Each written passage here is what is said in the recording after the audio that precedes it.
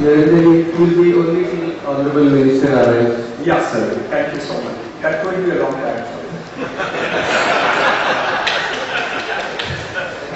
I may cut it shorter than that. Okay. And we have further put a restriction to make you speak in Marathi then.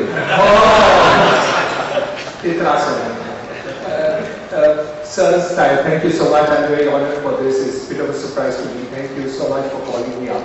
I think what we really agree is that housing for all is perfect statement, but I think what we miss out, and we are going to continue to miss out after this thing happened, is that we are not going to be able to get affordable housing for all. So maybe we get housing for all, but not everybody can afford that house. So the secret really is to create surpluses. The surpluses have been created in every sector of the economy. In clothing, somebody has a kanari suit, somebody will have a dhoti and sari which is cheap. You go to aviation, you have a low-cost airline which makes profit, the high-cost airline makes losses. Telecom became $30 billion valuation company when it became less than 1 rupee a minute. When you built at 33 rupees a minute, telecom made losses.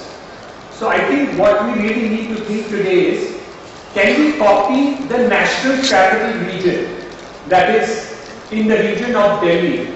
Delhi, our Rajdhani has succeeded.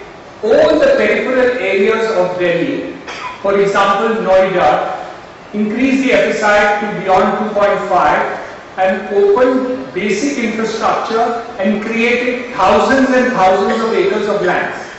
Today you can get unlimited number of flats at 3,500 rupees. I repeat, hundreds and thousands of flats have been constructed in the national capital region on one single direction of Noida. In Mumbai, in Pune, in Nasik, in all the cities around the major cities, we have tracts of land which are sufficient. You have the Bombay-Pune road, you have the Bombay-Nasik road, you have the Virar side. On Pune, you have on all 365-degree side.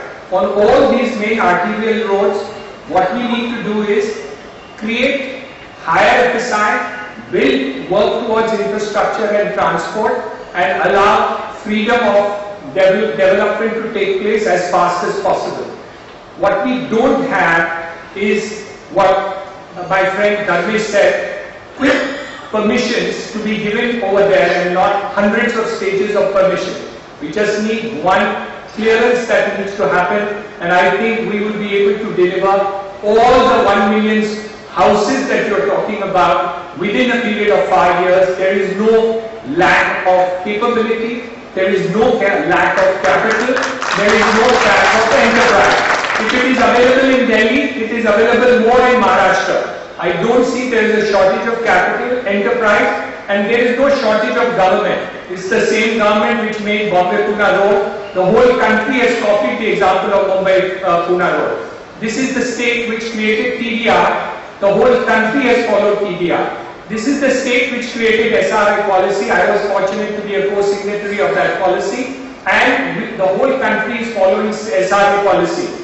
It's okay once in a while to copy Delhi, so we should copy the national capital region once in 65 years because they have gone ahead in that matter. So all you've got to do is open up a large tracts of land, 365 degrees around the city, allow development to take place, higher FSI, but permissions, anybody who takes more than 3 months, including environment, needs the change of the committee. So something like that needs to be done, that it should be responsibility and accountability of the committee to deliver it on time. Dharmesh gave the example of environment, but I think that could be copied and emulated by all the examples. I promise you one thing, that in the next 5 years, incidentally I'm already 65, I'm beyond retirement, so I'm retiring myself. So the only idea was that I'm hoping, sir, that with your leadership, and I've seen the activity of all the people sitting on the dais, each one of them is the champion of champions. They are the persons who can deliver everything. And there is none of them who will not at the end of the day.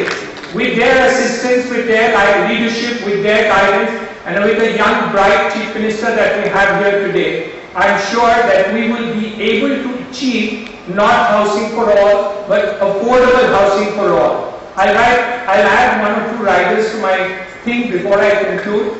The first rider that we really need to think of is rental housing.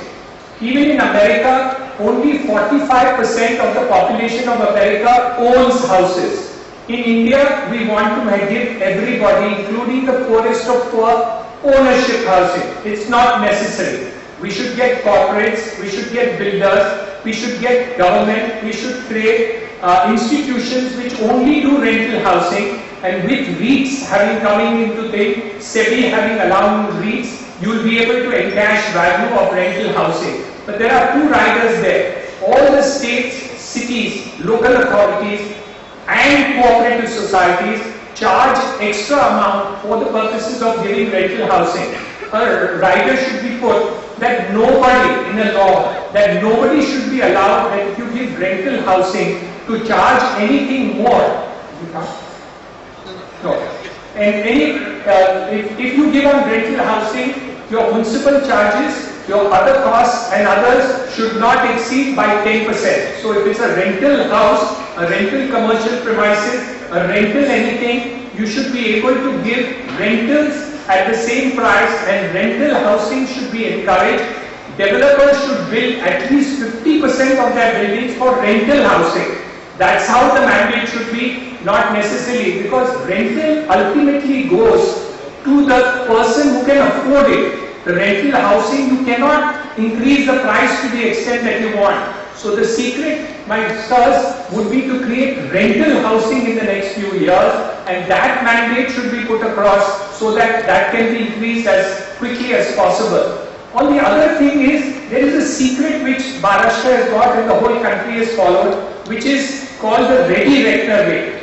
Now the ready reckoner is the secret to increase revenues for government, not actually to record the right prices, because it moves towards the highest reckoning rate, whether it's in taxes. Now income tax is also taken the ready reckoner rate. So what you have done is actually artificially pushed up prices, even where prices are falling down. In some places in Nariman Point, the flats are available or the premises are available at 60% of the ready reckoner rate. So if you do that transaction at that rate, the income tax holds you up, the stamp duty authority holds you up, and all the other authorities hold you up. So I think something is drastically wrong with what's happening to the ready reckoner rate. And the biggest loss maker in the ready reckoner rate is the government. Because ultimately, when you're going to do infrastructure development and acquisition, you're going to pay 2 times the price of the ready reckoner rate. So when you have artificially increased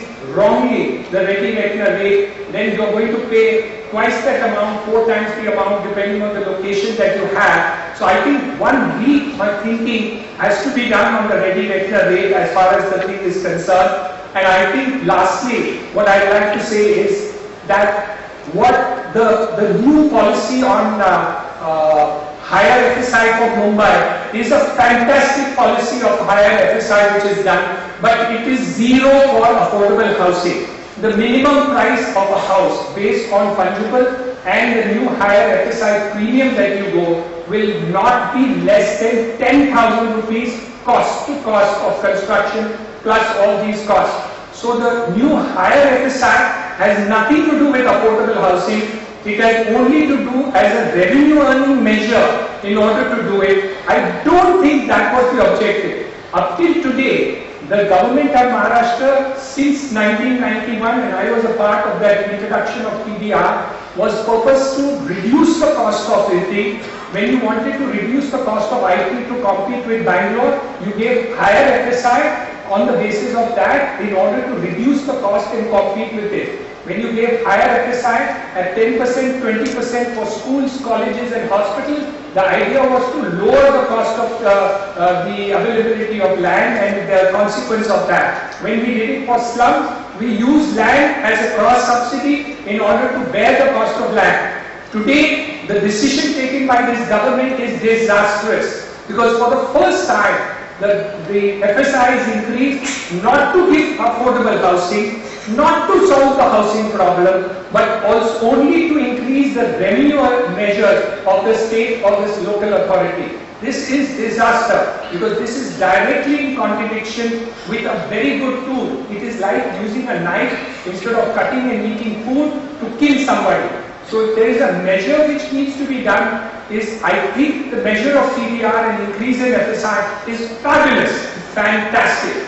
Only the pricing has gone disastrously wrong. We need to rethink about it, whether it is fungible, whether it's CDR, whether it's FSI of slums. All these need to be rethought and not think only as revenue measure. This platform is the genius that we have. I must compliment our state bureaucracy. I promise to have dealt with all of them. They're fantastic people. When they come at the end of tomorrow, I promise you, we will have something where we will get affordable housing for all, not in 10 years, in 5 years. Thank you.